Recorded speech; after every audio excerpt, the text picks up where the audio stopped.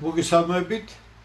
იმედია რომ ტექნიკურად ყველაფერი გამართულია და ხმა ისმის, ამიტომ ერთი წუთით დაველოდებით თუ რაიმე შენიშვნა იქნება, თორე და გავაგრძელებ, მე ვფიქრობ, რომ საოცრად საინტერესო მოვლენები ხდება ჩვენს ირგვლივ.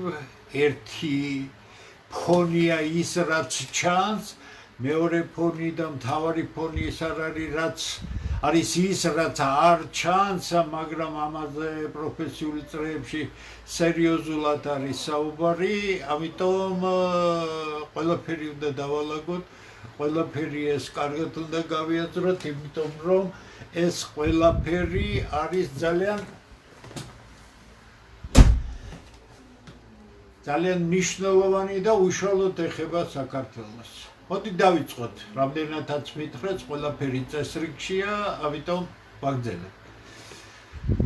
ავარი თემა, რაც არის, რა თქმა უნდა, ეს არის ამერიკის პრეზიდენტის სპეცწარმომადგენლის მოსკოვში ვიზიტი და მის მიერ ინფორმირება, ცხადია პრეზიდენტისა, ცხადია სახელმწიფო მდივნისა და ასე შემდეგ და ამის შემდეგ უიკროფი უბრალოდ გაქრა არენიდან არ ჩანს არსად.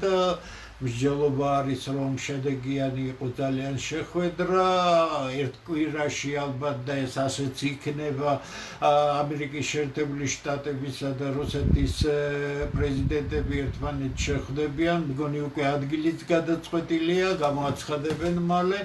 მაგრამ მოდით ამ ზედაპირული პროცესის მიმართ თავად შევხედოთ, რა მოხდება. დამყარდება თუ არა მშვიდობა, ანუ არის თუ არა ეს მოლაპარაკებები იმის წინაპირობა, რომ უკრაინაში დამყარდეს მშვიდობა, გამორიცხულია. ეს შეხვედრები და ეს მოლაპარაკებები არ არის მშვიდობის დასამყარებლად, იმისთვის რომ მშვიდობა დამყარდეს და იმისთვის რომ ფაქტობრივად ხვალვე შეწყდეს ყველანაირი საომარი მდგომარეობა, შეერთებული შტატები, როგორც დასავლური სახელმწიფოთა გაერთიანების ლიდერი, მოდი ასე ვთქვათ, არ მიდის მთავარზე. ის არ ამბობს იმას, რომ უკრაინაში კონფლიქტის მთავარი საფუძველი, რაც არის ნატოს გაფართოება, შეწყდება, გამორიცხული ამაზე არ არის საუბარი.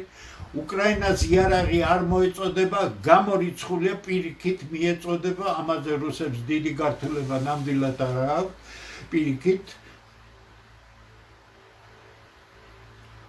მაშინ რაზეა საუბარი? საუბარი ეგრეთ წოდებულ დროებით ზავზე, მთლიანად უკრაინის უსაფრთხოებაზე გარანტიების ევროკავშირზე და ნატოზე გადაბარება შეერთებული შტატების გარეშე. შეერთებული შტატები მზად არის და უკვე მიაღწია შეთანხმებას, რომ ევროპელების ფულით ყველაფერი შეძენილი იქნება შეერთებულ შტატებში, ევროპას თავისი აღარაფერი აღარ დარჩა მისაწოდებელი, რაც დარჩა უნდა ნახოთ კარგად სპეციალურ სამხედრო გამოცემებში, საკმაოდ მოძველებულია თუ რაიმე იყო და ისიც თანამედროვე ომის პირობებისათვის გამოუსადეგარია ყოველ შემთხვევაში სერიოზული ვადის განმავლობაში. ესე იგი, მშვიდობა არ დამყარდება, რუსების მოთხოვნა როგორც ჩანს და ღიად არ ამბობენ ამას ამერიკელები, არის ის, რომ დაკავებული ტერიტორიები იქნეს აღიარებული, ნატოში არ გაწევრიანდეს უკრაინა და შესაძლებელი გახდეს ამ გარანტიების წერილობითი სახით მიღება, რაც გამორიცხულია. ესე იგი, თავარი მიზანი რას უნდა ვეძიოთ მაშინ და მე ძალიან მომწონს დღეს თითქმის ყველა მთავარ გაზეთს გადავხედე, დემოკრატიული პარტიის რუპორები შეერთებულ შტატებში გითხრათ სიმართლე სერიოზულად დამფრთხალი არიან, იმიტომ რომ არავინ არ იცის სინამდვილეში რაზეა მოლაპარაკება, იცის მაქსიმუმ ორმა კაცმა მაქსიმუმ ყველაფერი. ეს არის ამერიკის შეერთებული შტატების პრეზიდენტი და მისი სპეციალური წარმომადგენელი, რომელიც შეხვდა რუსეთის პრეზიდენტს. მან ჩააყენა ყველაფერი მასზე საქმის კურსში ამერიკის პრეზიდენტი, რაც გადასცა მას რუსეთის პრეზიდენტმა. დააკვირდით ერთ ძალიან მნიშვნელოვან რამეს, რაც მოულოდნელია ძალიან და მე ახსნი ამას იმ თვალსაზრისით, როგორიც მე ჩემი ანალიზი მიჩვენებს. ამერიკის პრეზიდენტის წარმომადგენლისა და რუსეთის პრეზიდენტის შეხვედრას, რომელიც 3 საათი გაგრძელდა, ეს სოლიდური დროა, ესწრებოდა მისი თანაშემწე უშუალოდ უშაკოვი, საკმაოდ გონიერი კაცია ნამდვილად და პირდაპირ ინვესტიციების ფონდის ხელმძღვანელი, თუ არ ვცდები, დიმიტრიევია გვარად, მნიშვნელობა არ აქვს. რა უნდა პირდაპირ ინვესტიციების ფონდის ხელმძღვანელს ასეთი დონის შეხვედრაზე. ის რაც საქართველოში არ მიაქცეს ყურადღება, არის ის, რომ განიხილებოდა არა მხოლოდ უკრაინის თემა, არამედ შეერთებული შტატებისა და რუსეთის სტრატეგიული პარტნიორობის საკითხები. აი ეს არის უმნიშვნელოვანესი, ძალიან მნიშვნელოვანი თემა, არაერთმა ინგლისელმა თუ ამერიკელმა, ესე იგი პოლიტიკოსმა, ცნობილმა ადამიანმა აღნიშნა, რომ რაც მეტჯერ ისაუბრებენ რუსეთისა და ამერიკის პრეზიდენტები ერთმანეთთან, მით უკეთესი და რატომ? ყველას ეშინოდა იმ მდგომარეობისა და ეს საფრთხე მოხსნილი არ არის, რომ ფაქტობრივად ორი გიგანტური ბირთვული სახელმწიფო დაპირისპირების დონემდე მივიდა. აქ არავინ არ იცის შემთხვევითი ფაქტორი როგორ იმუშავებდა, ეს ძალიან საშიში იყო, ძალიან საშიშია და ამიტომ ერთადერთი განმუხტვის ვარიანტი იყო დიალოგი. მეხუთედე ჩამოვიდა ამერიკის სპეცწარმომადგენელი რუსეთში წლის დასაწყისიდან, ეს არ არის მცირე რაოდენობის ჩამოსვლები და შეხვედრები და მთავარი მიმართულება, რაზეც შემდეგ უკვე ტრამპაც აღნიშნა, რომ ჩვენ ვიდა მოვაგვაროთ ყველაფერი და გავიდეთ უკრაინიდან. მაგრამ ჩვენ ილუზიებში არ უნდა ჩავარდეთ, როდესაც ინდოეთს უწესებდა 25%-იან სანქციებს, ჯერ კიდევ მაშინ ამერიკის შეერთებული შტატების პრეზიდენტის დადგენილებაში მითითებულია, რომ რუსეთი წარმოადგენს შეერთებული შტატების უსაფრთხოებისთვის ერთ-ერთ ყველაზე დიდ, ანუ ეროვნული ინტერესების ყველაზე დიდ საფრთხეს. ერთი მხრივ ეს არის, მეორე მხრივ მეორადი სანქციები რუსეთის მიმართ ალბათ ამ კვირაში იქნება მიღებული და მესამე რომ შევხედოთ, დიალოგი მიმდინარეობს. ასეთია ურთულესი თანამედროვე საერთაშორისო პოლიტიკა, სადაც იმდენად დიდია დაძაბულობა და იმდენად საშიშ საზღვრებამდე მივიდა დაძაბულობა, რომ აქ ყველაფერი ერთად არეულია და დღესდღეობით არაფერი ცხადი არ არის. აი, რა როგორ დაალაგდება, შეიძლება ამას ოდნავი თქვათ უკეთესი წარმოდგენა შეგვექმნას, როცა ტრამპი და პუტინი შეხვდებიან ერთმანეთს, მაგრამ თავარი პრობლემა რჩება, მშვიდობა არ იქნება, იარაღი უკრაინას მიეწოდება და იარაღი იმიტომ მოეწოდება, რომ რუსეთის წინააღმდეგ კვლავ გამოიყენოს. ერთადერთი რაზეც ახლა შეიძლება ეგრეთ წოდებული დროებითი დაზავება მოხდეს, რუსები ალბათ აიღებენ ამ წინადადებას, მიიღებენ ამ წინადადებას, რომ შეერთებული შტატების პრეზიდენტი თქვათ არ მიიყვანონ იქამდე, როცა დაიწყებს ის აგრესიულად განხორციელებას იმ მუქარებისა, რომელზეც გითხრათ სიმართლე უბრალოდ ყველასთვის საშიშია, რომ არ დაიბომბება ქალაქები იმ საშინელი იარაღით, რომელიც დანარჩენი საბრძოლო მოქმედებები, რა თქმა უნდა, გაგრძელდება. ეს შეთანხმება არ გულისხმობს საბრძოლო მოქმედებების შეხვედრას. თუ დააკვირდით თქვენ, ტრამპაც გაახმიანა ის და იგივე თქვათ რუსეთის პრეზიდენტმა, ის არ არის წინააღმდეგი, აქ დიპლომატიური რომ იტყვიან ჟონგლირება არის ფრაზეოლოგიით ზელენსკისთან შეხვედრაზე, მაგრამ ამას წინაპირობები აქვს და ამას მომზადება უნდა. გასაგებია რომ ეს უახლოეს ხანში არ მოხდება და რაღაც სასწაული შეიძლება მოხდეს ტრამპი პუტინის შეხვედრაზე, რომ მალე დაინიშნოს ტრამპი პუტინის ზელენსკის შეხვედრა. ეს უკვე სხვა რამე იქნება, ეს ნიშნავს იმას, რომ ჩვენ ჯერჯერობით ინფორმაცია არ აქვს და ვერ გეტყვით რა იქნება. დღევანდელ სიტუაციაში კი აბსოლუტურად ლოგიკურია ის ამბავი, რომ ამერიკისა და რუსეთის პრეზიდენტები ერთმანეთს შეხვდებიან, ეს კარგის მეტი არაფერია, ბევრს ვერაფერზე ვერ შეთანხმდებიან, გითხრათ სიმართლე, მაგრამ იმ მუქარებს და წყალქვეშა ნაგვების დისლოკაციის გადაადგილებას და აქ აბსოლუტურ მზადყოფნას და ასე შემდეგ ჯობია დიალოგი, რადგან უკეთესობა იქნება. მე მაინც ვფიქრობ, რომ სწორად დავიჭირე ჯერ კიდევ ადრე, სანამ ეს წარმომადგენელი ჩამოვიდა, რომ მართლაც ასია, არ უნდა მოვთხოვდეთ ამაში, რომ რუსეთს არანაირად არ აწყობს, პირიქით ყველანაირად ცდილობს, რომ შეერთებულ შტატებთან აწყოს ურთიერთობები, ამიტომ ბუნებრივია მისი საქციელით მას არ უნდა ჩიხში გამოვალ მდგომარეობაში ჩაყენოს შეერთებული შტატების პრეზიდენტი. ამიტომ ყველაფერზე მიდის.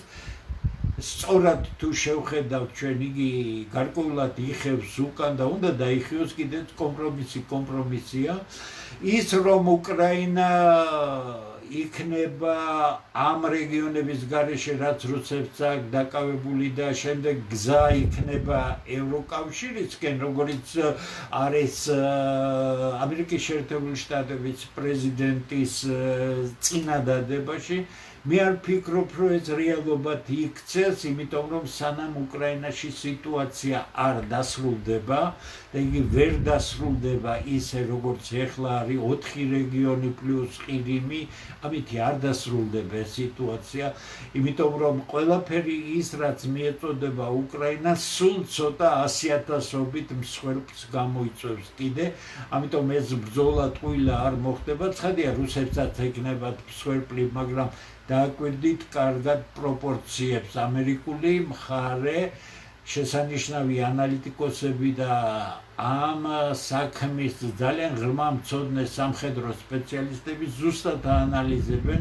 თქვენ ნუ ფიქრობთ, რომ ისინი შეიძლება იყვნენ პირადი ინიციატივებით, ეს უზარმაზარი გამოცდილების ხალხია, უზარმაზარი ინფორმაციის წვდომა აქვს, ამიტომ ის ანალიტიკა, რომლებსაც ისინი აკეთებენ, პირველ რიგში შეერთებული შტატების შიგა მოხმარებისთვის არის, იმიტომ რომ ისინი თავისუფლები არიან, სისტემის შემადგენელი ნაწილი არ არიან ამ წუთში, ამიტომ იმ ინფორმაციას აწვდიან, რომელსაც ოფიციალური უწყებები დღევანდელი ხელისუფლების ფარგლებში შეიძლება გარკვეული მოსაზრებების გამო ვერ აღწევდნენ. აი ეს არის ის მთავარი, რომელიც მე გამოვიტანე იმიდან, რაც ხდება და გითხრათ სიმართლე, რომ ილუზიები არ უნდა გქონდეს, ნამდვილად არ უნდა გქონდეს, ჩვენ კარგად უნდა გვესმოდეს, რომ ეს ძალიან რთული,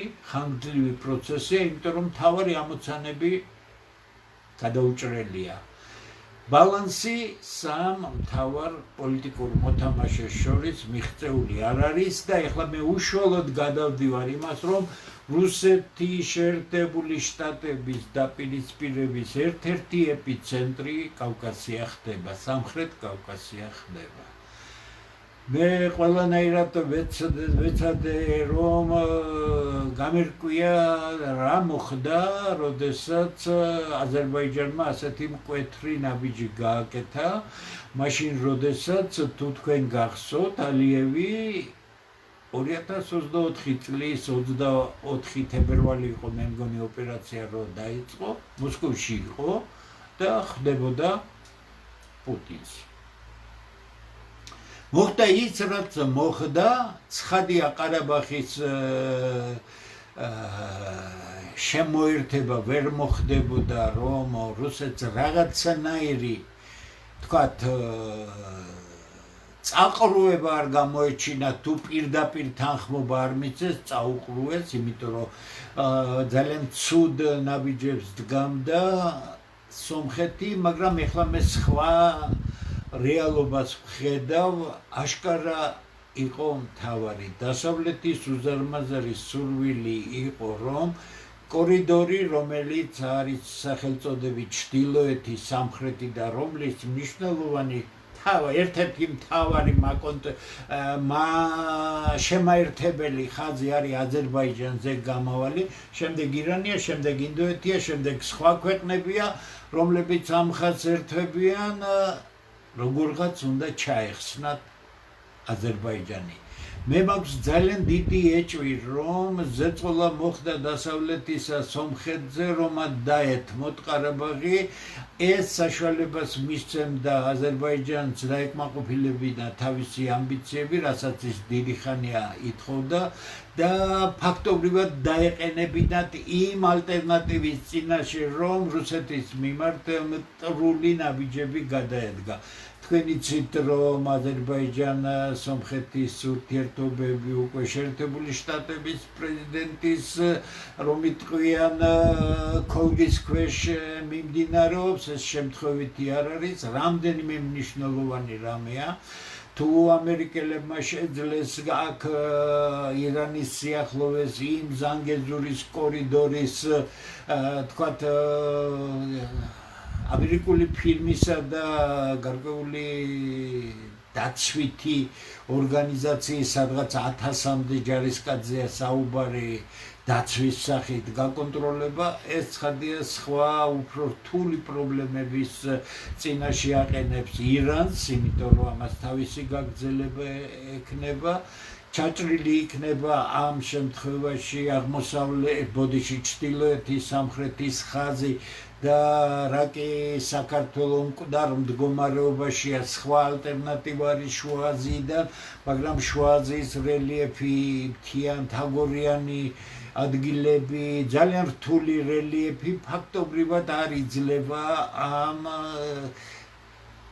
აზერბაიჯანის მონაკვეთის სხვა მონაკვეთის ჩანაცვლებას. პერსპექტივაში რა არის მოსალოდნელი, რაც აშკარად ჩანს. როგორც ჩანს, ალიევი ისეთი რომ იტყვიან რაღაც დაპირებებით არის, რომ იგი ფაქტობრივად მზად არის თურქეთთან ერთად შემთხვევით არ გაიცმა ეს, რომ კასპიის ზღვაზე, აზერბაიჯანის ტერიტორიაზე ნატოს ბაზა შეიძლება იყოს ამაზე საუბარი. ეხლა გადაწყვეტით ვერ გეტყვით ეს იქნება თუ არა, მაგრამ ეს გეგმა რომ ნამდვილად არის, ეს ცხადია, რამდენად განხორციელდება ეს არის, მაგრამ თქვენ წარმოიდგინეთ, რომ ამ დიდი შემოერთების შემდეგ და ყარაბაღის შემოერთება არ არის უბრალო რაიმე, აბუ-დაბიში გამართული სომხეთ-აზერბაიჯანის შეხვედრაზე აშკარად გამოჩნდა, რომ აზერბაიჯანი უბრალოდ უზარმაზარი წნეხის ქვეშ ამყოფებს სომხეთს და ძალიან სერიოზული, რომ იტყვიან, მოთხოვნები აქვს. გარდა ამისა, ამ სიტუაციაში და სომხეთში საკმაოდ ნეგატიური შეფასება ჰქონდა, რუსებმა მიანიშნეს სომხებს, რომ ისინი საერთოდ დიპლომატიურ ძარცვასაც და იმ ნაწილსაც გაიყვანენ სომხეთიდან, რაც ეხლა არის და დატოვებენ ცარიელი. ეხლა ვიღაცამ თქვა წავიდეს კისერი უტეხია და ასე შემდეგ, მაგრამ თქვენ კარგად უნდა შეხედოთ სომხეთის მდგომარეობას, რა სიტუაციაშია, რა გეოპოლიტიკური ვითარება, რატომ აქტიურდება თურქეთი და ეს არ არის მხოლოდ თურქულ-აზერბაიჯანული ალიანსის თქვათ მომძლავრება სამხრეთ კავკასიაში, ეს ისევ ბრიტანული პროექტია, დიდი თურანია. აი, მარტივ რამეს შეხედეთ, მე მინდა აბსოლუტურად გონიერების დონეზე გავიაზროთ ყველაფერი, ყოველგვარი ემოციისა და ვინ მოგწონს, ვინ არ მოგწონს, მე უბრალოდ ხსნი მდგომარეობას. დაგვიდით ერთ ვითომ და უმნიშვნელო რამეს. ამ ჩვენი კუდრაჭა ტელევიზიების ბომონდი წავიდნენ მთლიანობაში ჩვეულებებში და რა დატოვეს თავიანთ წუმპე ტელევიზიებში თურქული სერიალები. ერთი კი არა, ორი კი არა, სამი კი არა, 4 კი არა, 5 კი არა დღის განმავლობაში. კატასტროფული. რა ხდება? ეს არის ის, რასაც რბილი ძალა ქვია, თურქეთისადმი დამოკიდებულების ჩანაცვლება საქართველოში, საბოლოოდ მიზანი გასაგებია. დიდი თურანის პროექტში ქართული დამოუკიდებელი სახელმწიფო არ არსებობს. ის თურანის შემადგენლობაშია, გაწითლებულ ზონაშია და თურანი ამოწეულია რუსეთის საზღვრებთან. მე საუბედუროდ ხედავ ხალხს, რომლებსაც თურქეთის ვალაიეთად ყოფნა შეუძლიათ დღესაც, იმიტომ რომ თურქეთი ნატოს წევრი ქვეყანა და ამიტომ ეს სხვა ცივილიზებული ქვეყანა, ეს ის კი არ არის თურქეთი ადრე რომ იყო. მაგრამ თქვენ კარგად უნდა გესმოდეთ და მეც ვცდილობ ამაში ზუსტად გავერკვე, რატომ ხდება ასეთი აშკარა და ასეთი დაუფარავი პროპაგანდა თურქეთისა, მისი თითქოს და ძლევამოსილებისა. არავითარი ძლევამოსილი თურქეთი არ არის, პრობლემებში გახვეული სერიოზულზე სერიოზული პრობლემებში გახვეული ქვეყანა არის ინსტრუმენტი ბრიტანული პოლიტიკისა სამხრეთ კავკასიაში და შუა აზიაში. მიზანი გასაგებია, მიზანი ერთადერთია, ყველაფერი ემსახურება ერთ რაიმეს. როგორმე სამხრეთ კავკასიიდან და შუა აზიიდან ჩახსნილი იქნას რუსეთი. ანუ ის ჩაკეტილი იქნას ზედა ნაწილში, ჩრდილოეთ მომიტყვიან ნახევარსფეროში და გადაგეტილი კონდეს კონტროლი ყველა უმნიშვნელოვანესი ტრასისა, რაც ენერგომატარებლებს ეხება, ცხადია მის უსაფრთხოებასაც ეხება. ეს ამოცანა გადაწყვეტილი არ არის. უკრაინამ ეს ამოცანა ვერ გადაწყვიტა. ტრამპი პუტინის შეხვედრაც კი ვერ მოხსნის და არ მოხსნის იმ პრობლემას, რომ ევროპელები სერიოზულად ემზადებიან რუსეთთან ომისათვის. ეს გარდაუვალი. ეხლა წარმოიდგინეთ თქვენ, შეერთებული შტატების დისტანცირება, ოღონდ იმ პირობით, რომ ყველაფერი იარაღს ჩემგან იყიდით და ეს უკვე გადაწყვეტილია. ტრამპის ერთი მხრივ ძალიან იმედიანი საუბარი იმაზე, რომ პროგრესი იქნა მიღწეული ამ შეხვედრაზე და ამ დროს ინდოეთს მის ერთ-ერთ სერიოზულ პარტნიორს, უზარმაზარ ქვეყანას, გამანადგურებელ სანქციებს უწესებს მხოლოდ იმის გამო, რომ მას ეკონომიკურად აწყობს რუსეთისგან იყიდოს ენერგომატარებლები. ევროპას ჩახსნა რუსეთისგან მთავარი არის 760 მილიარდი ევროს ენერგომატარებლები უნდა იყიდოს ევროპამ უახლოესი 3 წლის განმავლობაში შეერთებული შტატები და გენიალური მოფიქრება. იაპონიას ბოდიში ინდოეთს თავისი, მაგრამ დააკვირდით რეაქცია. ჩინეთთან დაპირისპირება არაფერს არ აძლევს შეერთებულ შტატებს, მით უმეტეს ჯერჯერობით ჩინეთი რუსეთის ურთიერთობა ძალიან მყარია. თუ ჩინეთის ურთიერთობა შეერთებულ შტატებთან წლის 2025 წლის პირველ ნახევარში შემცირდა 12%-ით, სოლიდურია, აი ისე მოხდა, რომ გარკვეული შემცირება არის რუსეთთან ოღონდ 8.5%. თუ იქ 330 მილიარდზე მეტია ჩინეთ შეერთებული შტატების ურთიერთობა, აქ 130 მილიარდამდე არის, რაც თავისთავად სერიოზული არის, თუმცა ჯერჯერობით იმდენი არ არის. ესე იგი, რა კი ჩინეთისა და ინდოეთის პოზიცია ხისტი აღმოჩნდა, ეს სანქციები უკვე გადიდებული 50%-მდე ინდოეთისთვის არის სერიოზული, ამას შანტაჟს უწოდებენ ინდოელები, მაგრამ იგივე ვერ განხორციელდა ჩინეთის მიმართ და მოდით ვთქვათ, რატომ არ შეუძლია შეერთებულ შტატებს ჩინეთის მიმართ ასეთი ზეწოლის განხორციელება. ორი მთავარი მომენტია. პირველი, 1.2 ტრილიარდი ამერიკის სახაზინო ვალდებულებების მფლობელი არის ჩინეთი. ჩინეთმა რომ თუ შეთანხმებები ვერ მოხდა ერთიანად გამოყაროს ეს ვალდებულებები ბაზარზე, იქნება სრული კატასტროფა, დოლარისთვის უზარმაზარი დარტყმა იქნება, მაგრამ ეს არ არის ერთადერთი იარაღი, რაც ჩინეთს გააჩნია. მეორე, ესეც უმნიშვნელოვანესია. ჩინეთი განაგებს იშვიათი მეტალების ბაზრის 70%-ს მსოფლიოში.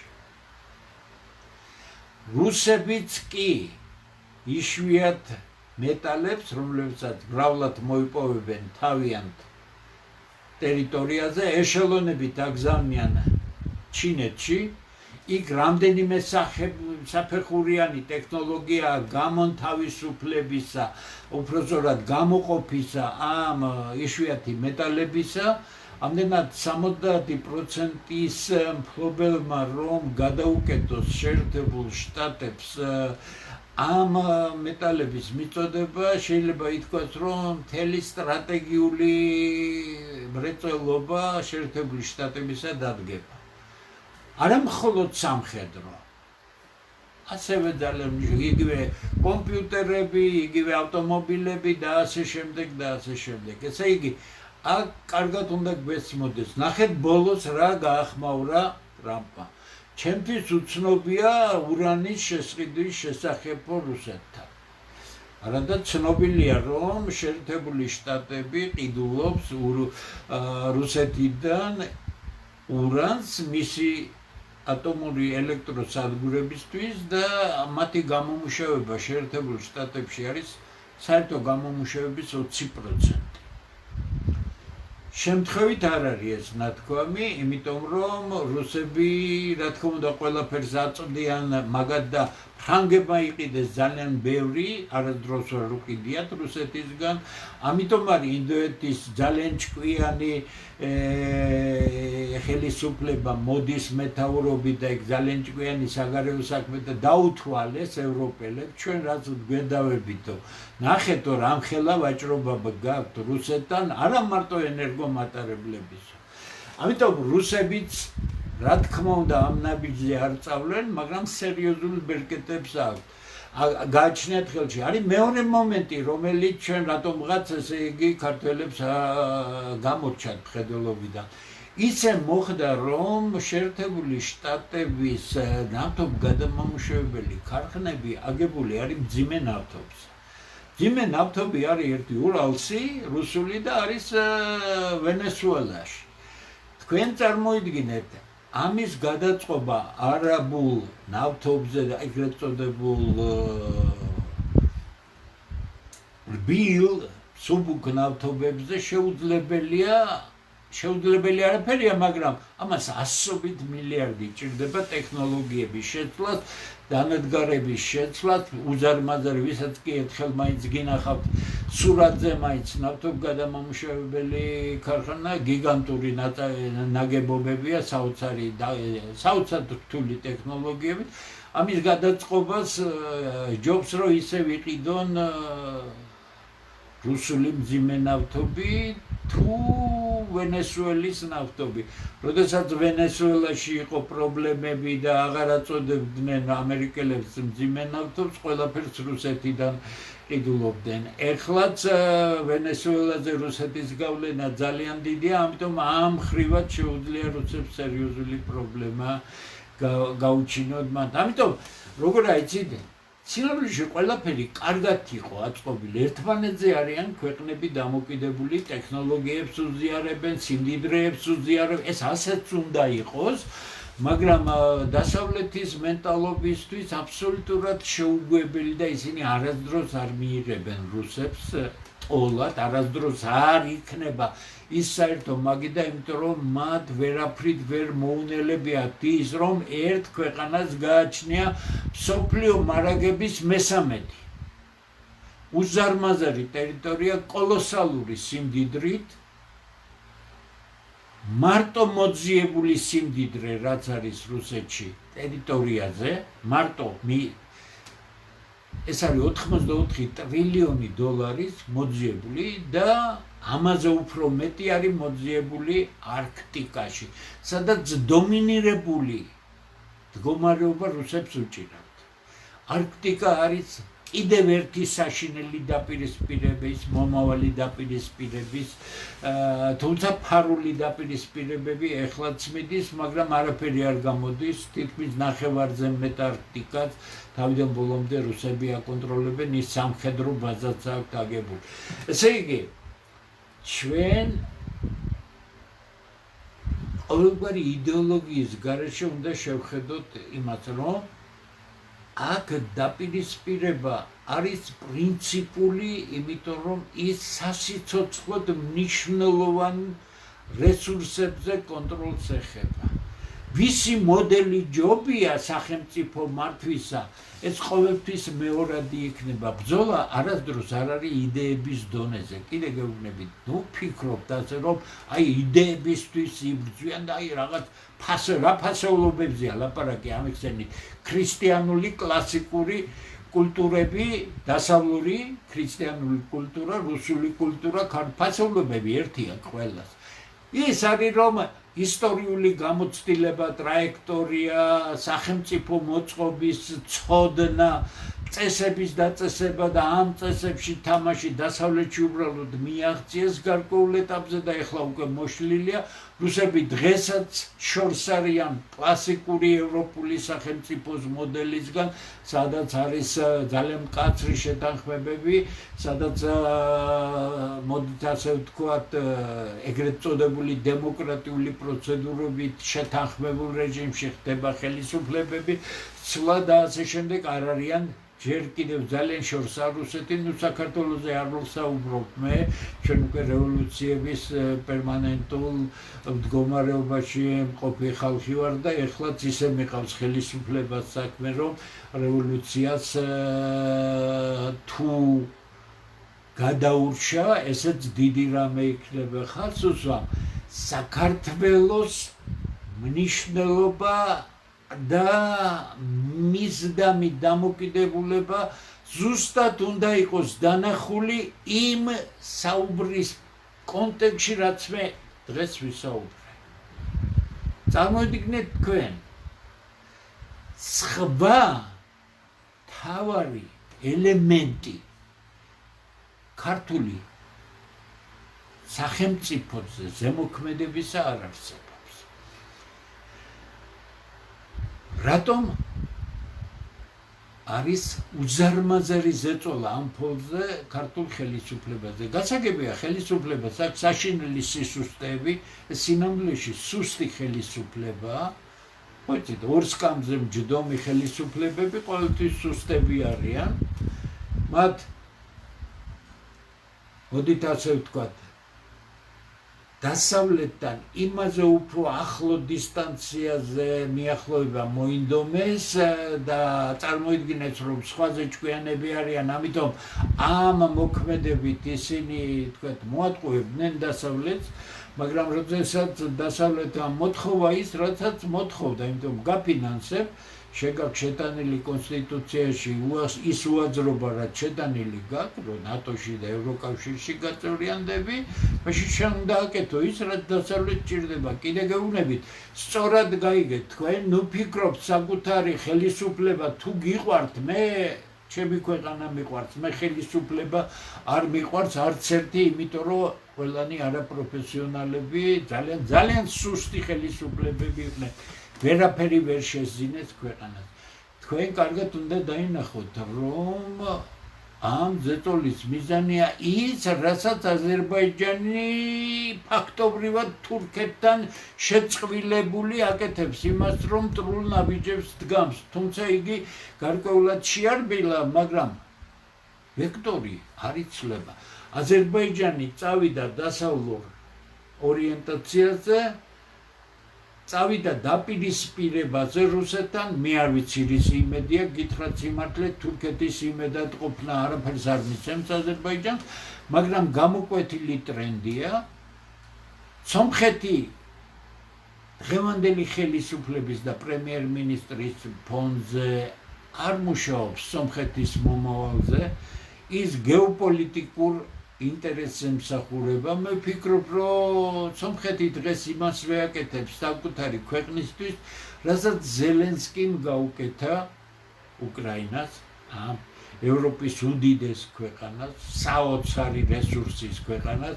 მერწმუნეთ, უკრაინა ყველა მიმართულებით რამდენჯერმე მაქვს გადაკვეთილი აღმოსავლეთიდან დასავლეთში, ჩრდილოეთიდან სამხრეთში, ცხოვრობდი კიდეც 6 თვე იქ და სამეცნიერო მუშაობა ძალიან ახლოს ჰქონდა, ფანტასტიკურად ძლიერი მეცნიერები იყვნენ იმ სფეროში, რომლებიც დაკავშირებული იყო საბუნებისმეტყველო, საინჟინრო სპეციალობებთან, საოცრად მაგრები და მიიყვანეს ეს ქვეყანა აქამდე. თავარ ნიშანსაც შევხედოთ ჩვენ ერთი მხრივ მონათესავე, თუ ერთი არა, უსაშველოდ ახლო მონათესავე ხალხი ერთმანეთის მტერი გახდა. რუსები აღარ თვლიან უკვე უკრაინელებს ახლო ხალხად, თუმცა მათ ის ვერ გააკეთეს უკრაინაში, რასაც სხვა ქვეყანაში თუ ეს დაპირისპირება მოხდა გააკეთებენ და არანაირი დანდობა არ იქნება. მაგრამ უკრაინელებისა და რუსეთის ურთიერთობები დამთავრებულია. ის არასდროს არ იქნება მეგობრული, მით უმეტეს ნათესაური და ერთი მიზნისკენ მიმართული. რა იქნება უკრაინისგან? ამას დღეს ვერავინ ვერ გეტყვით. მე შემიძლია 2-3 ვერსია გითხრათ, მაგრამ ეს მხოლოდ ვერსიები იქნება, იმიტომ რომ ყველაფერი დამოკიდებულია რა მოხდება რუსეთ-ევროპას შორის, რა მოხდება სამხრეთ კავკასიაში, ეს ყველაფერი დამოკიდებულია იმ ფინალით, რითაც ამოიწურება ყველაფერს აქვს თავისი დასასრული კონფლიქტი უკრაინაში. რა დარჩება უკრაინისგან?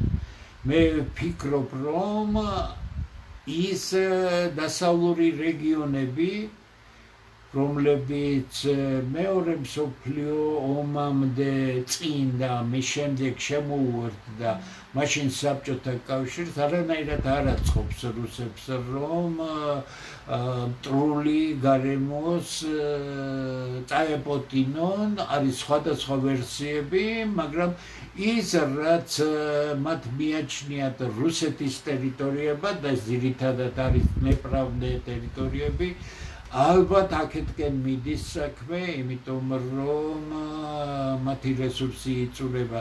ნახეთ, ცნობილი ამერიკელი სამხედრო რას ამბობს, დუგლას მაკგრეგორი, 90 დღეში რესურსი აღარ აქვს, მოხუცები გაყავთ და ახალგაზრდები გაყავთ ომში, რომლებსაც შესაბამისი მომზადება არ გააჩნიათ. ქალები გაყავთ. სტატიაც დაიბეჭდა უცხოეთში იმაზე, რომ უკრაინელი ქალები მიდიან ომში, რისთვის იცით, მათი მთავარი მოტივია მოკლან რუსები. რომელ მეგობრობაზე შეიძლება საუბარი, რომელ ილუზიებზე შეიძლება საუბარი. აი, იგივე მართალია რუსებთან არა გვაქვს ჩვენ ის ურთიერთობა, რაც იყო ისტორიულად, თქვათ, ჩვენ მონათესავე ხალხი არა ვართ რუსებისა და იქ მოხდა განხეთქილება, მაგრამ კავკასიაში ხდება განხეთქილება იმ ქვეყნებისა და იმ ქვეყნებს შორის, რომლებიც ფაქტობრივად ჩვენს გარდა გამოისახნენ რუსეთის იმპერიის პერიოდში და საბჭოთა კავშირის დროს. ჩვენ მაინც დიდი ისტორიის ქვეყანა ვართ, სხვა ადგილი გვეკავა კავკასიაში და დღევანდელი ხელისუფლების ყველაზე უნიჭობის მაჩვენებელი ისაა, რომ საქართველოს წონა სამხრეთ კავკასიაში განულებულია.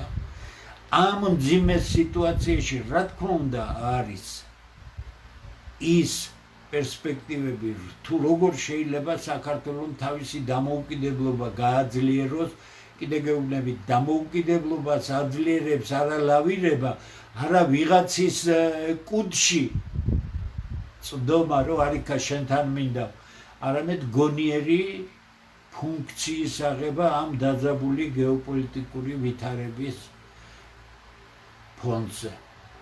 არის რამდენიმე სცენარი, მოდით ერთ-ერთ გადაცემაზე შევთანხმდეთ ამ ერთ კვირაში, რომ მთლიანად მე დავუთმობ ახალ გარემოებებს, რომელიც შექმნილია ჩვენს ირგვლივ და რა გზები გააჩნია საქართველოს, რომ ჩვენ ზუსტად ჩავჯდეთ იმ გეოპოლიტიკური, იმიტომ მე ბევრს საუბრობ ამ გეოპოლიტიკურ მდგომარეობაზე, იმიტომ რომ თუ ეს ჩვენ არ გავარკვიეთ, ისე ჩვენ სწორ ნაბიჯებს ვერ გადავდგამთ. საით წავიდეთ ახლა ჩვენ? მოდით ასე ვთქვათ, ჩვენი რატო ვისაუბრეთ ამდენი? აზერბაიჯანი ცვლის ვექტორს, რა გამოვა აქედან ვერ გეტყვით. სომხეთი ცვლის, კაიხანია ვექტორს, რა გამოდის აქედან ვერ გეტყვით. რა გააკეთოს საქართველოს? მოდით ასე დავსვათ საკითხი. ჩვენ ხوار გავერთიანდეთ აზერბაიჯანს სომხეთთან და როგორც დემოკრატიის შუქურა აცხადებდა, ჩვენი მომავალი დამოკიდებულია იმაზეო, რამდენად ჩვენ პრობლემა ვიქნებით რუსეთისთან. ამას პოლიტიკოსი არასდროს არ იტყვის, ამას იტყვის პროექტი, ამას იტყვის დავალების შემსრულებული ადამიანი, იმიტომ რომ ჩვენი უზარმაზარი ისტორიის გაგრძელება მდგომარეობს არა იმაში, რომ ჩვენ ვიღაცის მტერი ვიქნებით რუსების, სომხების, აზერბაიჯანელების და ასე შემდეგ, თურქების, არა. ჩვენ უნდა გვესმოდეს მარტივი რამ. ჩვენ საკუთარი სახელმწიფოს ინტერესები თუ გვაქვს, ჩვენ გვაქვს თანამშრომლობის გზა, გონიერი პოლიტიკის გატარების გზა და მაინც არ გვიშველის ეს ყველაფერი, თუ ამ უსაშინლესად დაძაბულ სიტუაციაში ფუნქცია ვერ აი რა გვინდა ჩვენ ქართული სახელმწიფოსგან. მოდით ასე ხისტად დავსვათ საკითხი, იმიტომ რომ თუ მე არ ვიცი რატომ მინდა, მე მინდა ეს, იმიტომ რომ შევიდა ევროკავშირში. კიდე გეკითხებით, გონებრივი ჩლუნგები ხართ, ვისაც გინდა, თუ ჩამოყალიბებული იდიოტები ქართული სახელმწიფო, რომელიც დღემდე მოტანილია, სადღაც უნდა შევიდეს, გინდა აქეთ, გინდა იქეთ. ჩვენ ხო ჩვენი სახელმწიფო გვაქვს, ესე იგი ეს უნდა გაგრძელდეს, ხო, როგორ? რა მიზანი გვაქვს, რატომ გვინდა ქართული სახელმწიფო? ევროპაში რო შევიდეთ და ნატოში შევიდეთ და მე რუსებს სისხლი გაუშვათ აქედან? ვერ გაუშვა. უბრალოდ განადგურდები. ვერ განადგურდები, იქ რაღაც მესმის ხანდახან მიგზავნიან მხიარული ხალხის ანალიზებს, ესე იგი თურმე როგორი საწოდავია რუსეთი მალე დაიშლება, კი მაგრამ გეუბნებით მე ახალგაზრდებს მიმართავ პირველ რიგში, რუსები არც უნდა გიყვარდეს, არც უნდა გძულდეს, უბრალოდ უნდა იცოდე, იმიტომ რომ შენი მეზობელი სახელმწიფოა, ასე მოიტანა ისტორიამ, გიყვარს, არ გიყვარს, გინდა, არ გინდა, თუ არ გინდა, რატო ყავს ერთ-ერთ პირველ პარტნიორად სავაჭრო ეკონომიკურ ურთიერთობებში.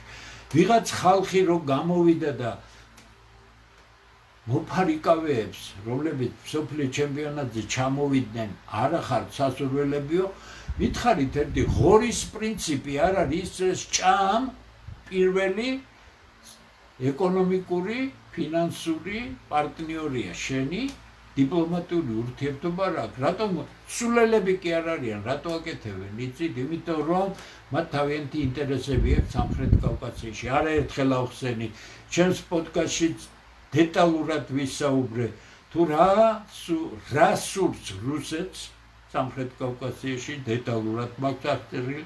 რაც სურს შეერთებულ შტატებს სამხრეთ კავკასიაში ეს დეტალურად მაქვს აღწერილი.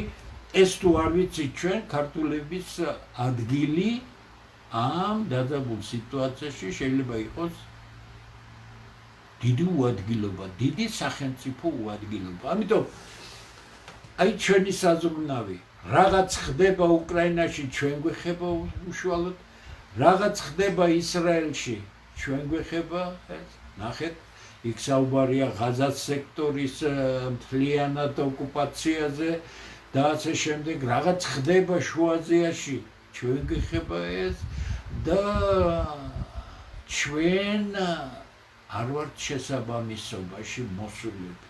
ჩვენ არ ვსაუბრობთ რა გზას უნდა ადგეს დღეს საქართველოს, რანაირად ესმის ხელისუფლებას დღევანდელი პრობლემები, ხელისუფლებას საერთოდ არანაირი პრობლემა არ გააჩნია.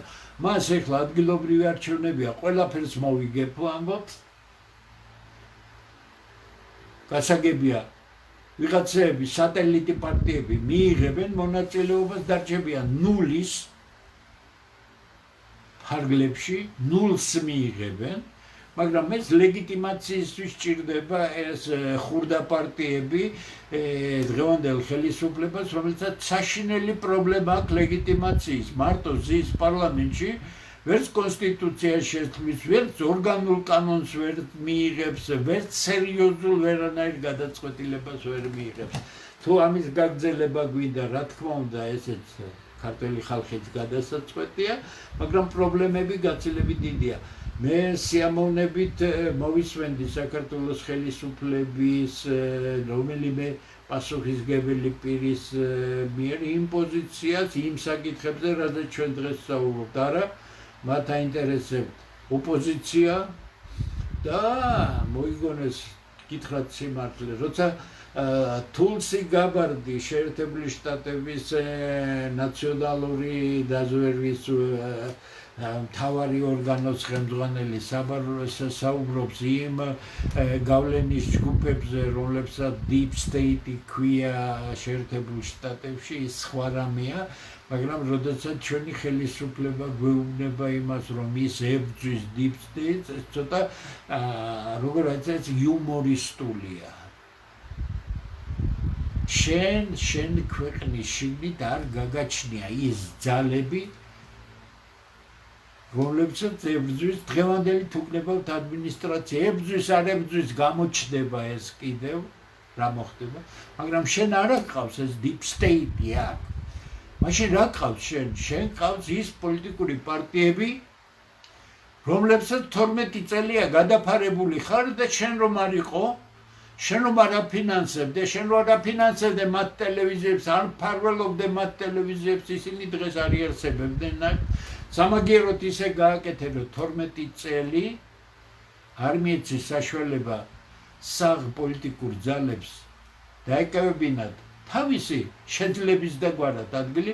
მე აქ არ ვაბტყუნებ ხელისუფლებას, სუსტები აღმოჩნდნენ ქართული პოლიტიკაში მოსურნე ადამიანები, ისევ და ისევ მირბიან ფლათ უფროსთან და არიქათ ჩვენ ჩამოგვაჯინეთ, ჩვენც გვინდა თქვენ და გვიმსახურეთ მერე და გიმსახურა იმ კაცო, რასელჩი პოლიტიკაში ან ხარ სუბიექტი, ხას უსვა, დაიმახსოვრეთ ახალგაზრდებო, მე ძირითადად თქვენ ან ხარ სუბიექტი, როცა შენ უზიხარ იმ მაგიდა, სადაც გადაწყვეტილება მიიღება, ან ხარ არავინ.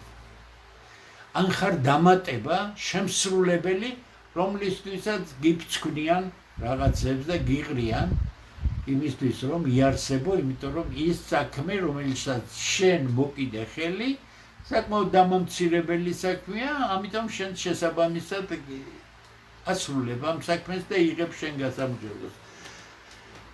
ხას უსვამ, საქართველოს პოლიტიკური სივრცე არ არის გაწონასწორებული. არ არის რამდენიმე პოლიტიკური ჯგუფი, რომლებიც ერთმანეთს გააწონასწორებს და შეაკავებს. არ არის. ესე იგი, ფაქტიურად ქართული პოლიტიკური სისტემა არის არასტაბილური. ეჩვენგებარებად? არასტაბილური პოლიტიკური სისტემის განვითარება არის გამორიცხული. იმიტომ რომ არასტაბილურ მდგომარეობაში მყოფი ხელისუფლების ერთადერთი მიზანია შეინარჩუნოს თავისი თავი. შეინარჩუნოს ის კორუფციული სისტემა, რომლის გარეშეც ასეთი მმართველობა ვერ იარსებებს. არაფორმალური მმართველობა კორუფციული სისტემის გარეშე ვერ იარსებებს. კორუფციული სისტემა არის სწორედ ის, რაც კომპრომატზე აგებული მართვის სისტემაა, როცა არავის არ ექნება რაიმე პრეტენზია გარდა ფულის კეთებისა.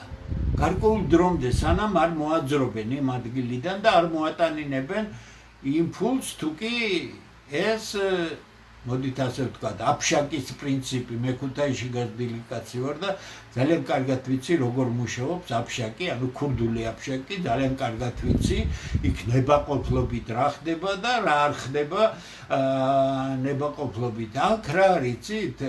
აქ აფშაკის სისტემის გადმოტანა რეალურ პოლიტიკაში არის დიდი უზნეობა, ძალიან დიდი უზნეობა და ძალიან დიდი დარტყმა ქართულ სახელმწიფოზე, მის კონსტიტუციურ წყობაზე და მის მომავალზე. ამიტომ ჩვენ რა კი ეს სიტუაცია კარგად ვიცით, წავედით იმ გზით, რომ ვამბობთ ქართველთა დიდი გაერთიანების ინიციატორები იცით, შესანიშნავი ადამიანები, დათო ჭაბუკაშვილია, ზაქარია როჭიკაშვილია, გიგლა გობეჩია და მე გახლავართ. არა პარტია, არა მოძრაობა, არამედ ქართველები, რომლებსაც სურთ ეს ქვეყანა. უნდა მოძებნოთ ერთმანეთი და ძალა უნდა ვიყოთ, რომ ხელისუფლებამ იგრძნოს ოპოზიციას, იგრძნოს, რომ აი ეს არის აქტიური ქართველების ერთობა, რომელიც გეუბნება, ხო ხარ პოლიტიკაში და ხელისუფლებაში. ესაა გასაკეთებელი, აკეთებ, არ აკეთებ. თუ არ აკეთებ, მაშინ ამ ძალას შეიძლება უკვე სხვა სერიოზული ნაბიჯების მე გუშინ დავწერე ერთი რამ. ეს არ არის სამასხრო. საქართველოში დღეს არსებული პოლიტიკური სიტუაცია არის ჩიხისკენ მიმავალი გზა. ამიტომ ეხლა ასე გაჩნდა საქართველოში ახალგაზრდების ჯგუფი, ისე გაჩნდა ვიღაცამ რა მნიშვნელობა. თავარია რომ ახალგაზრდების ნაწილის საბედნიერო ჯერჯერობით მცირე ნაწილია, არ არის ბევრი, გაჩნდა სიები, რომლებშიც პირდაპირ წერია მოსაკლავი ხალხის სახელი და გვარები, რომ ქვეყანას ეშველოსო. კიდე გეუბნებით, მე ნაკლებად მაინტერესებს პიროვნებები, ვინ დაწერა ეს და ვინ. თავარი ის არის, რომ აზრი გაჩნდა. აზრი გააჩინა იმ ჩამპალმა პოლიტიკურმა სიტუაციამ, რაც ქვეყანაში არის. ესე იგი, ეს აზრი ან შეიცვლება ქვეყნის უკეთესი გზით წასვლისკენ, ან და თავის განხორციელებას ნახავს და ძალიან მძიმე რამ იქნება. ეს რომ არ მოხდეს, საჭიროა ბალანსების აგება ქვეყანაში. სოფლიო იცვლება და ჩვენ რაზე ვდაობთ? შეხედეთ ჩვენ ხელისუფლებას. რაზე დაობს, რაზე ლაპარაკობს. თბილისის მერად წამოაყენეს კაცი და გეუბნებიან ამაზე უკეთესი ვერავინ ვერ იქნება საქართველოში, ხო? და ამას კვერს უკრავს ვიღაცეები, გასაგებია ეს ვიღაცეები ფულს იღებენ, ხო? არც ხვენიათ თავიანთი თავის დემონსტრირება. მე სახალხს გეუბნებით, კახა კალაძის უკეთესი ქალაქის მერი საქართველოში თუ არ შეიძლება მოიძიო, მაშინ საერთოდ რა პრეტენზია შეიძლება ქონდეს ამ ქვეყანას? არაფერი არ მაქვს პიროვნულად ვინმეს შესაძლებელი არ მჭირდება არა მაქვს მათთან შეხება რომ მინდოდეს მექნება არა მაქვს. როგორ შეიძლება ასე საუბარი რომ ამაზე უკეთესი ყობახიძეზე უკეთესი ვინ არის? ამაზე ეს არის გონება ჩლუნგი ადამიანების ბოდვა, სეთურიზე ბრბოთ ქცეული ხალხის ბოდვა და ეს არის უპატივცემულობა პირველ რიგში საკუთარი თავისადმი. მე ვერ ხედავ, რატომ ნახეთ საიდან დავიწყე და სად მოვედით კიდე გეუბნებით დიახ ამ მდგომარეობაში ჩვენ ამ გარე პროცესების გააზრებით უნდა მივიდეთ გონიერ ნაბიჯებზე მანახეთ ხელისუფლება რომელიც ერთ გონიერ წინადადებას ამბობს იქნებ მე გამომჩა ყველაფერს უსმენ ძალიან ყურადღებით ძალიან კარგად შემიძლია კონტექსტების გაგება თუ შეიძლება მომიძებნეთ პოლიტიკური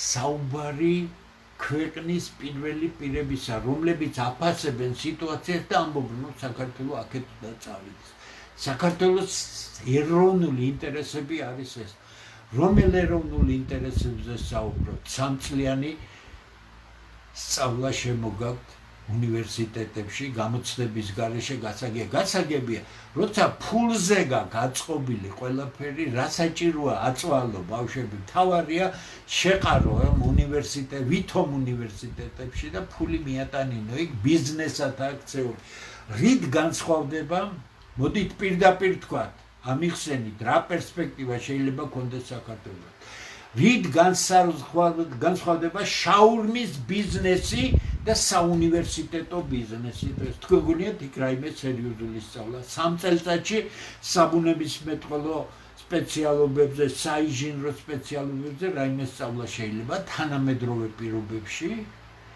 არ ხედავთ როგორ ხდება ცნობილ უნივერსიტეტებში ცნობილ მეცნიერებაში ტექნიკაში დაწინაურებულ ქვეყნებში განათლება მეცნიერება როდუნეზია აბა როგორ უნდა გავაკეთოთ ჩვენ საიდან იქნება საღი და სწორი აზროვნება როდესაც სკოლიდან დაწყებული და უნივერსიტეტებში საღი არაფერია ტურიზმზე აგებული სპეციალობებით გინდა თქვენ ქვეყანა განავითაროთ ტურიზმზე აგებული სპეციალობებით სასტუმრო ბიზნესებით რესტორნის ბიზნესებით აქით მოგზაურობა იქით მოგზაურობა ეს ისეთი ქვეყანა და თავისთავად კარგი შემოსავლები იქნება, იმიტომ ამ ფანტასტიკურ ქვეყანაში სულ მოვა ვიღაცა. მაგრამ ეს არ არის მთავარი, ეს არ არის მამოძრავებელი, ეს არის ერთი კარგი სექტორი ეკონომიკისა. ჩვენ რაც ვაკეთებთ, რა მოხდება, როდესაც წავა ერთი თაობა და ბუნებრივად წავა, ჩემი თაობა უფროსი თაობაა, ჩვენ წავალთ, ადრე იქნება თუ გვიანი იქნება, მოვლენ სხვა თაობა, აბა როგორ სხვანაირად. მემკვიდრეობა იქნება ცოდნა განათლება იქნება საიდან უნდა აიღონ განათლება და ცოდნა ახალგაზრდება მითხარით თქვენ საიდან იმ განათლების სისტემიდან რომელიც დღეს არის სად არის ანალიტიკოსები მანახეთ ერთი ჩინეთის სპეციალისტი ვინ არის მანახეთ ამერიკანისტი ვინ არის, ვინ გაზარდა ამ ერთი ვინსაც შეუძლია ნორმალური საუბარი. თორე არიან ვიღაცები. მანახეთ ერთი არაბისტი ახალგაზრდილი, თორე არაბისტები ბრწყინვალე იყვნენ გიორგი წერეთლის ინსტიტუტში. რამდენიმეც მე ვიცნობ შემორჩენილია. მანახეთ რუსეთის სპეციალისტი ვინ არა ის გამოტვინებული იდიოტი. რომელიც ჟანგენტაგერს და მალე რომ დაიშლებიან მონღოლები იმაზე კი არა მანახეთ პროფესიულ დონეზე რუსეთის სპეციალისტი მანახეთ ევროპის სპეციალისტი ყველა უნივერსიტეტი გაიძახის ევროპის ახლა ერთი რაღაც სასაცილო ინსტიტუტი ამბობს რომ აი რუსიო განათლების მენეჯმენტიო ხო სამაგისტრო პროგრამა რისი განათლების მენეჯმენტი უნდა გააკეთოს კაცმა რომელმაც აზზე არ არის სამეცნიერო პროგრესისა აზზე არ არის საბუნებისმეტყველო საინჟინრო მიმართულებების განვითარებაზე რა ქმნის განვითარებას ის უნარებია ხო მთავარი ანუ იმას რასაც ასწავლიან და რაზეც იხარჯება გონება გახსნილი ქართველი ახალგაზრდები ფანტასტიკურად დიდი პოტენციალის ინტელექტი მითხარით სად არის აი ძალიან ღიად ვამბობ ბოდიში მოვიხდი საჯაროდ ყველასთან მივდივარ სასაუბროდ ამბეთანაც მანახეთ ერთი პროფესიონალი ვინც გაზარდა იმ სფეროში იმ უნივერსიტეტებმა რაც მე ხა ჩამოვთვალე, მანახეთ ერთი საქმის და არა იდეოლოგიით მოწამლული იდიოტი, ჩამოყალიბებული იდიოტი, რომელსაც იდეოლოგიური შტამპების მეტი არაფერი არ გააჩნია და მეტი არ იცის არაფერი. ეს არ არის განათლება. ამიტომ მოდით ახლა დღეს რომ არ გადაგღალოთ, ჩვენ შაბათს კიდევ შევხვდებით, ხვალ თხოვეს და 9:30-დან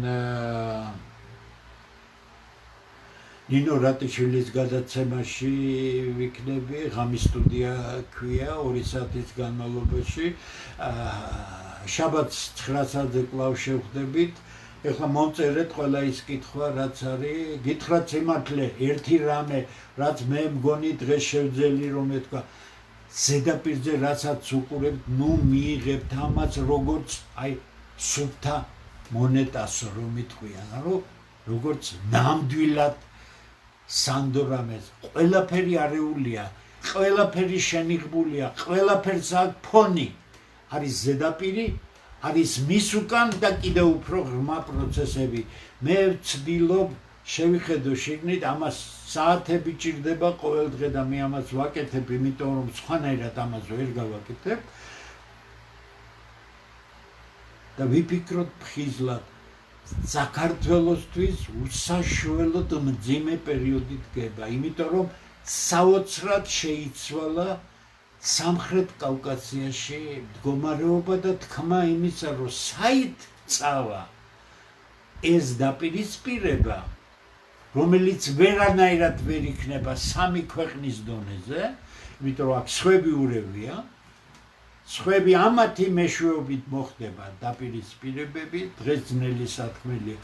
მაგრამ რა კი ყველაფრის გასაღები მაინც უკრაინა, მე გითხარით რომ ამ შეხვედრის ილუზია არ გქონდეთ, არ იფიქროთ რომ მშვიდობა დამყარდება. არა სხვა რამეზეა საუბარი, ომი გაგრძელდება, იარაღი გაგრძელდება, მომარაგება. ერთადერთი თავარია საბოლოოდ ჩამოყალიბდეს ამერიკული პოზიცია. ამერიკელებს უკვე თავიანთ ქვეყანაში ძალიან სერიოზული ხალხი ეუბნება, რომ უნდა გავიდეს უკრაინიდან. რა კი მან გადაწყვიტა და ტრამპმა გუშინ თქვა სწორედ, როცა მას კითხეს ამის შესახებ, რომ აი ასეთ რაღაცებს რატომ აფინანსებო, რატომ უნდა ვაფინანსებო ჩვენ, რომ ეს ქვეყანა, რომელსაც უკვე მოხუცები გაყავს და ასე შემდეგ და ასე შემდეგ, მან თქვა, რომ ჩვენ თავი მიზანი არ ხო ყველაფერი მოვაგვაროთ და გავიდეთ აქედან. სად გავა ამერიკა, სად წავა მისი გეოპოლიტიკური ინტერესები ვერ გეტყვით, მაგრამ მოხდება თუ არა სტრატეგიული შეთანხმება რუსეთთან და თუ მოხდა ეს არის საუკეთესო მთელი მსოფლიოსთვის, ვერ გეტყვით, არ ვიცი, არანაირი წინაპირობა იმისა, რომ რაღაც შედეგიანი პასუხი წაიღო ამერიკის შეერთებული შტატების პრეზიდენტმა, ის რა გაფორმდა, რატომ აკმაყოფილი ტრამპი რომ მიაღწია, რატო ამბობს პუტინი რომ ყველაფერი ასეთი იყო და უშაკომა თქვა რომ ძალიან კარგი შეხვედრა იყო და ასე, ეს ერთი რამეა. მე არაერთი საათი დავკარგე იმაში რომ მომეძია ისეთი არა ყველაფერი რჩება ისე რაც არის, მაგრამ რაღაც ეტაპზე გარკვეული დროით რაღაც პოლიტიკური ურთიერთდათმობები იქნება, იმიტომ რომ თავარი მაინც აქ უკრაინის თემა არ არის. ამ შეხვედრაზე უკრაინის თემა არ იყო. ხასუსვა ამ შეხვედრაზე თავარი თემა იყო, რომ ბირთვული დარტყმა არ მოეხდინათ ერთმანეთს. აქამდე იყო საქმე მისული. ამიტომ ამას პირადი ყველაფერი დახურული, არავინ არაფერი არ იცის სინამდვილეში რაზე იყო საუბარი. ის წარმომადგენელი ისეა, გამქრალი კაცშვილი ვერ ნახულობს. თავარი თემა იყო, კატასტროფამდე არ მისულიყო, თორე კიდე გეუბნებოდია. ყველას ერთი ბოლო გვაქვს ჩვენ ამ ორი ქვეყნის შეუთანხმებლობის შემთხვევაში ღმერთთან უქნას რომ ამათმა ერთმანეთს დასწრონ და იმ ქართველების ტვინში ჩამახედა ვისაც მიაჩნია რომ რუსეთს თურმე ბირთვული იარაღი არ აქვს და ყველაფერი დაჟანგულია და რომც მოინდომოს ვერ გაისწრის მე კიდე გეუბნებით ასეთი იდიოტების გაშვება საზოგადოებრივი სცენიდან ხალხის ნებით უნდა მოხდეს რომ ამცეთ სისულელებს ხალხი არ უსმენდეს ყველაფერი ძალიან საშიშია იმედი ვიქონიოთ რომ ეს საფრთხე მოიხსნება ჯერჯერობით თქმა იმისა რომ მოიხსნა საფრთხე არ შეიძლება სანქციები იქნება რაღაც შეთანხმებები იქნება რაღაც გაგრძელდება რაღაც გადათამაშდება მაგრამ პროცესი მიდის და მთავარი ეს პროცესი უკვე უშუალოდ მოვიდა სამხრეთ კავკასიაში და ეხლა დგება ის მომენტი საით უნდა და რა უნდა გააკეთოს საქართველოს მე ხშირად მწერენ ბოლო კრიზისი რო იქნება არჩევანი ხო უნდა გავაკეთოთ მე ვარ ის ადამიანი რომელსაც გაცნობიერებული აქვს თავისი პასუხისგებლობა ვამბობ 700 წლიანი ტრაექტორია რომლითაც მოძრაობდა საქართველოს დღეს სხვა მიმართულებით უნდა წავიღეთ რომ გადავრჩეთ ყველაფერი ის რაც გავიარეთ იმის პროექცირება დღევანდელობაზე იქნება უდიდესი შეცდომა ხას უსვამ არაერთხელ მითხეს კაცო რამხელა ამბიცია არანაირი ამბიცია არ მაქვს მე თქვენგან არაფერი არ მინდა ამბიცია კი არა მაქვს ჩემი პირადი პასუხისგებლობა მაქვს ან შევცვლით ჩვენ 700 წლიანი ისტორიას რომელიც მიდის დასასრულისკენ და ეხლა არის გარდატეხის წერტილი სახელმწიფო გვაქვს შემორჩენილია ქართული სულიერება შემორჩენილია ქართული კულტურა ქართული სარწმუნოება ყველგან დიდი პრობლემებია მაგრამ ეხლა უნდა მოძებნოთ ის რა ამიტომ საუბრობ მე თორე შემეძლო საერთოდ არ მესაუბრე ჩვენ ან მოძებნით არანაირი წარსულის პროექცირება დღევანდელობაზე არ შეიძლება რადგან დღევანდელობა სხვა კოორდინატთა სისტემაა წარსული სხვა კოორდინატთა სისტემაა თავარი რაზეც მე ვისაუბრებ რა ხდება სოფლიოში და ეს როგორ აისახება საქართველოზე ჩვენ უშუალოდ გვეხება ყველაფერი რაც სოფლიოში ხდება ვიფიქროთ ჩემი საუბარი გაიაზრეთ მომწერეთ კრიტიკულად როგორც წესი და რიგია ღირსებით სავსე ადამიანებს მე თქვენს მიმართ უდიდესი პატივისცემა მაქვს ძალიან მაღალი აზრისა ვარ ქართველებზე ამიტომ საუბრა ვიღაცამ მომწერა რომ იქნებო მარტივად ისაუბრო რაფერ უნდა ვისაუბრო ახლა მარტივად ბოდიში იმერული გაურიე მაგრამ კაია რაც ნიშნავს ენა მოჩლეკილი ვისაუბრო თუ პრიმიტიული ლექსიკით მე საუბრობ საქმეზე და ღმათა ვარ დარწმუნებული რომ 95% შესანიშნავად გებულობთ იმას რასაც მე ვამბობ ვიფიქროთ მომწერეთ მე ყურადღებით ვნახავ ყველაფერს რასაც დღევანდელ გადაცემაზე მომწერთ და შაბათს აუცილებლად გიპასუხებთ ამაზე და გავაკეთებ ანალიზს კიდევ მიმდინარე მოვლენებზე იმიტომ რომ წინ 2 დღეა და ამ 2 დღეში ისეთი რაღაცები მოხდება რომ დღეს ამის წარმოდგენა ძნელია თქვენ წარმოიდგინეთ უკანასკნელ 4-5 დღეშიც კი შეიცვალა მსოფლიო ასეთი გიგანტური სისწრაფით ცვალებად სამყაროში ჩვენ დაკავებული ვიყოთ ხელისუფლება იმით რითაც არის დაკავებული მაპატიეთ მაგრამ მე დანაშაული მგონია ამ ქვეყნის თავისთავად არაფერი არ მოწესრიგდება თავისთავად არაფერი არ მოხდება გზა კომპასარეული სახელმწიფოს საშინელი განსაცდელი ელის წინდა მოდი ნუ დაუშვებთ ჩვენ ამ განსაცდელს და ვიყოთ ძლიერად, ვიყოთ შეკრული და ვიმუშაოთ იმისთვის, რომ ეს ქვეყანა ხვალ უფრო უკეთესი ტრაექტორიით განვითარდეს და წავიდეს. დიდი მადლობა დღევანდელი დღისთვის, მოსმენისთვის, დღეს როგორც ჩანს, ყოველგვარი პრობლემების გარეშე გავიარე გადაცემა, მე მგონი მეტი აღარ მომივა ის შეცდომები იმ კვირაში უკვე YouTube არხი მექნება საკუთარი და თქვენ შეგიძლიათ პარალელურად მაზეც გაეცნოთ ყველაფერს, ამიტომ დროებით გემშვიდობებით შაბათამდე 21 საათამდე, მანამდე კი ვიმუშავებ ისე, რომ შემეძლოს თქვენთვის რაღაც ახალი გითხრათ, რომელიც ამ 2 დღის განმავლობაში მეტნაკლებად გამოიკვეთა. დიდი მადლობა, კარგად ბრძანდებოდეთ.